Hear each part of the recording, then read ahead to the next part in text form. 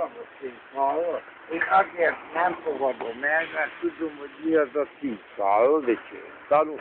Akarsz tanulni valamit? Akarsz valamit tanulni az üzletben? Na most figyelj ide. Te nagyon szívesen adtad nekem.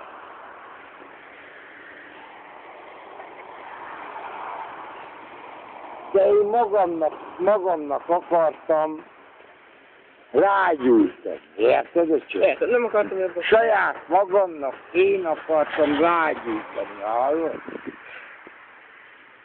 Mert a másik a tüzék, te se fogadd el a másik. Ez egy tűz, hallod, öcsém? Ez egy tűz, ami lángol. Tőlem tanuljál, de én nem vagyok annyira buta, hallod?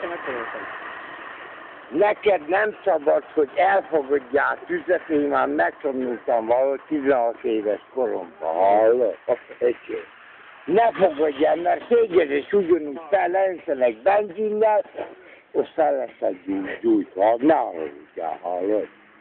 A tűz, azt hallod? Nem kérem, hallod? Nem kérem, úgyhogy... Miért? Kérdezek, elkísérjük, nem is arra megyek. Engem ne kísérj, én nem megyek te veled, hallod? Én nem megyek te veled, mert én összeállom. Én nem szeretnék veled.